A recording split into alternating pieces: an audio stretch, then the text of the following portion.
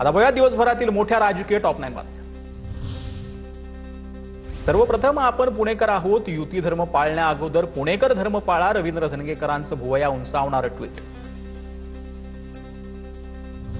पुणे भाजपच्या नेत्यांची रवींद्र धनगेकरांविरोधात फडणवीसांकडे टोकाची तक्रार, युतीत बेबनाव निर्माण करण्यासाठी पाठवलेल्या काँग्रेसचा एजंट, धनगेकरांवर आरोप, कारवाई होणार का याकडे लक्ष। धनगेकरांकडून मोहळांचा जुना व्हिडिओ व्हायरल, गोखले लँडमार्कची जाहिरात करतानाचा मोहळांचा हा व्हिडिओ। दरम्यान मी गोखले बिल्डरचा भागीदार नाही, मोहळांचं यावर स्पष्टीकरण।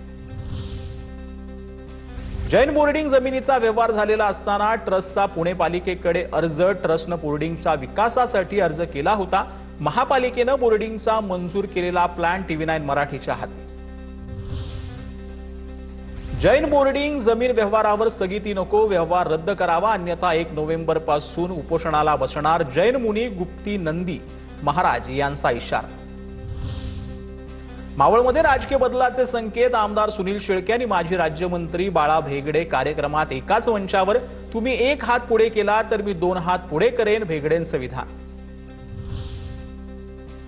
धनंजय मुंडेंचं गोपीनाथ मुंडेंचे राजकीय वारसदार धनंजय मुंडेंवर जहरी शब्दात टीका करणाऱ्या करुणा मुंडेंचं वक्तव्य।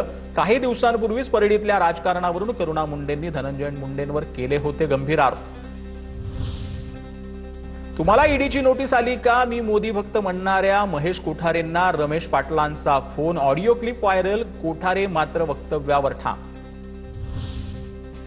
अपघात प्रकरणात सुनबाई अडकल्या म्हणून मुक्ताफळं उधळली जात आहेत। महेश कोठारेंच्या वक्तव्यानंतर किशोरी पेडणेकरांची टीका, मी भाजपचा आणि मोदींजींचा भक्त असल्याचं महेश कोठारेंचं विधान।